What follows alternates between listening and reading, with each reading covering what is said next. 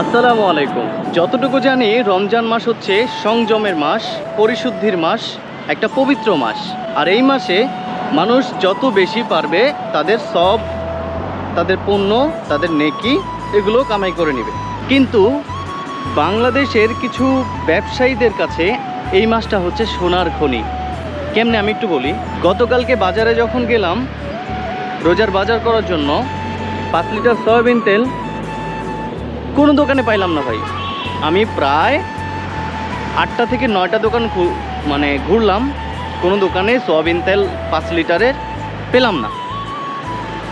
তো হঠাৎ করে আমি দেখলাম একটা দোকানের পিছনে তার কর্মচারী 5 লিটারের, দূর থেকে তো চেনা যায় না, দূর থেকে 5 লিটারের যে কার্টন সেটা হচ্ছে রূপচাঁদার কার্টন, তারপর হচ্ছে তীরের, হ্যাঁ এগুলো চেনা যায়।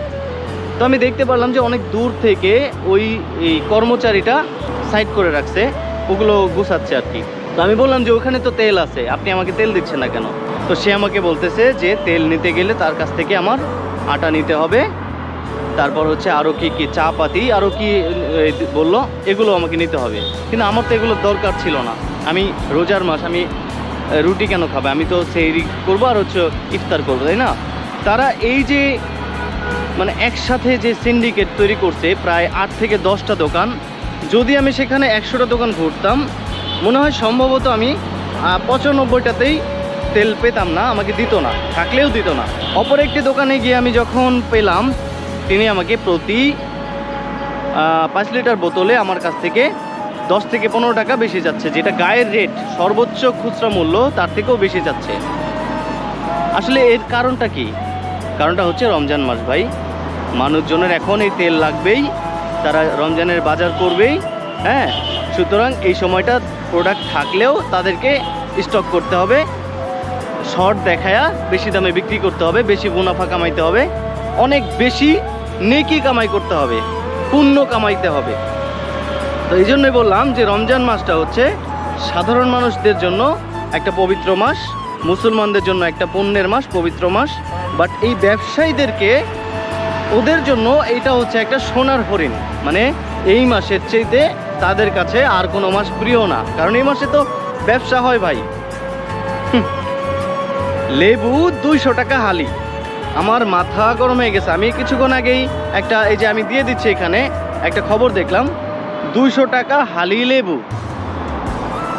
প্রতিটা তরমুজ, প্রতিটা ফল, প্রতিটা প্রয়োজনীয় জিনিস যেগুলো রমজানের ইফতারের সময় প্রয়োজন সবারই, এই জিনিসগুলোর দাম হুট করে বাড়াই দিচ্ছে ভাই। একটু সৌদি আরবের দিকে তাকাইলে আপনি দেখতে পারবেন, তারা অন্য সব মাসে প্রফিট করলেও এই রমজান মাসে তারা লস করে। এই রমজান মাসে তারা লসে মাল বিক্রি করে, কারণ তাদের কাছে এই সামান্য অর্থর চাইতে তাদের কাছে যে উপরওয়ালার কাছে যে জবাবদিহি করতে হবে, সেটা সবচেয়ে বড় বিষয়। এই মাসে আপনি একটা নেকি করলে যদি 70 গুণ নেকি পান, তাহলে এই 2-4 পয়সা দিয়ে কি হবে আপনার? এই জিনিসটাই বাংলাদেশের ব্যবসায়ীদেরকে বোঝানো যায় নাই। এত খুতবা, এত ফতোয়া, এত কিছু, এত মাহফিল, এত কিছু হচ্ছে, হাদিস বলা হচ্ছে, প্রত্যেকে কিন্তু জানে ভাই, প্রত্যেকেই হাদিস সম্পর্কে ভালোভাবে জানে। বাংলাদেশের মানুষ প্রায় 97% হচ্ছে মুসলিম। এই দেশের মানুষ প্রত্যেকেই জানে যে রমজান মাসটা হচ্ছে আমাদের জন্য সিয়াম সাধনার মাস, এটা খুব ভালো একটা মাস, পবিত্র মাস, গুনাহ মাফের মাস। কিন্তু এই মাসে আমরা করতেছি কি? আমাদেরকে লাভ করতে হবে, কিভাবে কারে মেরে খাবো, কিভাবে কারে ঠকাবো, সেই চিন্তা এখন। তো যাই হোক, আজকে রমজানের প্রথম রোজা, আর প্রথম রোজাতে কথা দিয়েছিলাম আপনাদেরকে প্রতিদিন একটা করে ভিডিও দিব। তো আজকে প্রথম রোজা, আজকে আমি বাজারে যাই নাই, বাজারে না গিয়েই পারিপার্শ্বিক বিষয় নিয়ে আপনাদের সাথে কথা বললাম।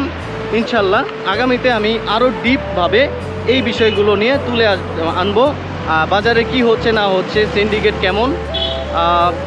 অনেকে আমাকে সাজেস্ট করেছিল যে ভাই বাজার নিয়ন্ত্রণ এবং হচ্ছে এই সিন্ডিকেট নিয়ে ভিডিও বানান। তা আসলে বিষয়টা হচ্ছে কি জানেন, আমি তো একা, আসলে ব্লগার মানুষ, আসলে ভিডিও যারা করে তাদেরকে হচ্ছে এইভাবে একা এই যে সিন্ডিকেট ভাঙা, তারপর এগুলো একটু রিস্কি হয়ে যায়, হ্যাঁ। তো তারপরও চেষ্টা করবো ইনশাল্লাহ ভিডিও দেওয়ার জন্য। সময় হয়ে গেছে মোটামুটি প্রায় ইফতারের। আমাকে আরও কিছু ইফতারের জিনিসপত্র কিনতে হবে বেশি দামে। তো চলে যাই, আজকের এই পর্যন্তই। ভালো থাকবেন, সুস্থ থাকবেন। আর পরবর্তী ভিডিও কী নিয়ে হবে সেটা অবশ্যই কমেন্টে জানাবেন। আর আল্লাহ হাফেজ।